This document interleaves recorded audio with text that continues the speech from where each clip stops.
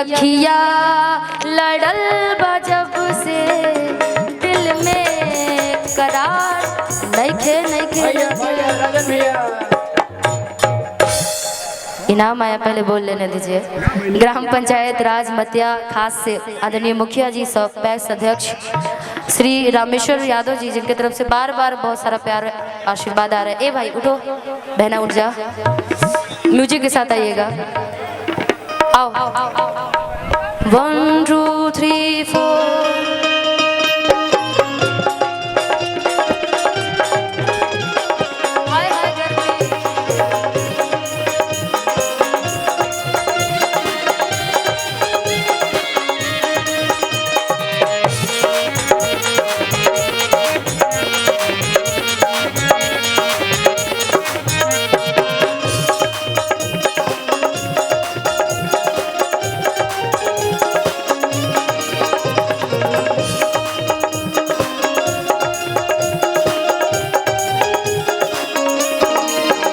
अखियाँ लड़ल जब से दिल में करार नहीं खे,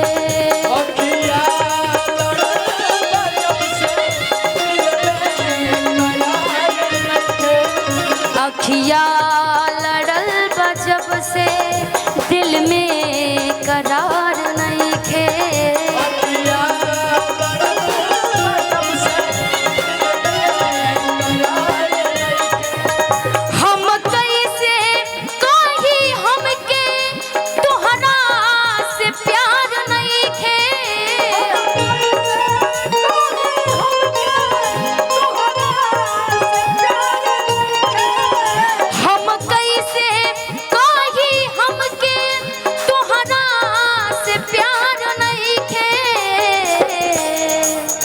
अखियाँ लड़ल जब से दिल में करार नहीं खे,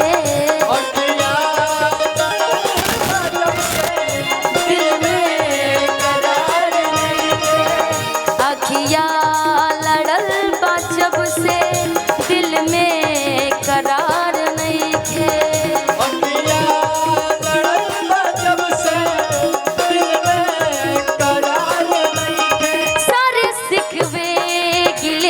भुला के कहो,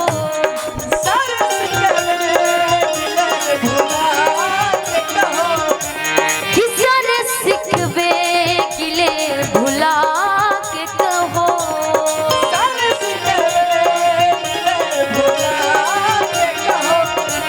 कि दिल न तोड़ोगे कसम खा के कहो,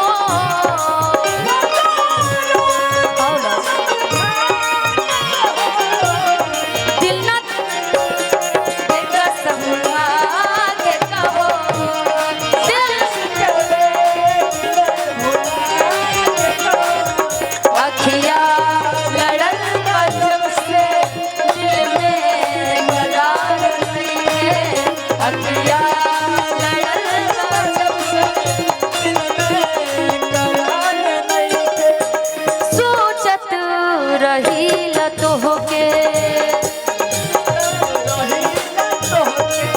जब से तुमको ये ब्रजेश जी देखे हैं ना, नींद चैन सब उड़ चुका है ना। हाँ, ज्योति म्यूजिक भी है भाई। सबका प्यार ऐसी चीज होती है भाई, एक बार यदि किसी से प्यार हो जाए तो ए मुस्कान जी देखो, वो भी प्यार। अच्छा दीवाने जी आपके कैमरे चला रहे हैं। ऐसे दीवाने नहीं देखे, पीछे देखिए आप लोग सभी लोग कैमरा चला रहे हैं। वाह, बेकार है बेकार। देखत रही तो होके तुहरे ला दिल धर के,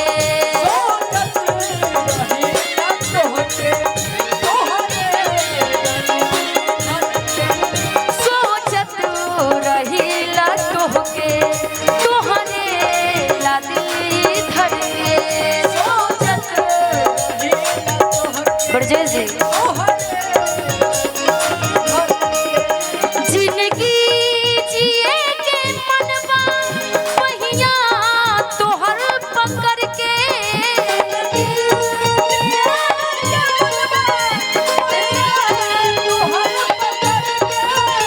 जिंदगी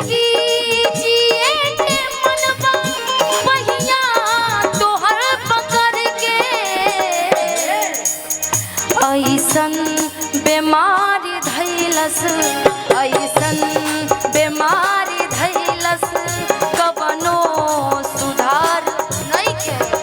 ऐसन बीमारी धैलस, कबनो सुधार नइखे। अखिया लड़ल बा जब से दिल में करार नइखे।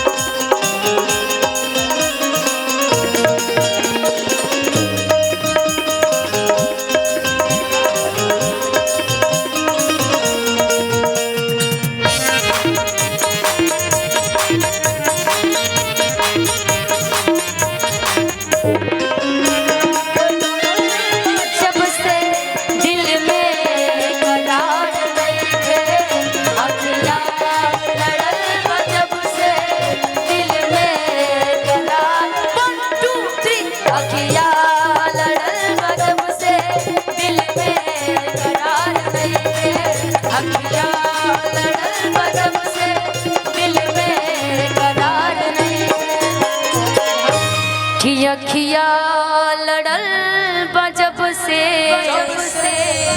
कि दिल में करार नहीं।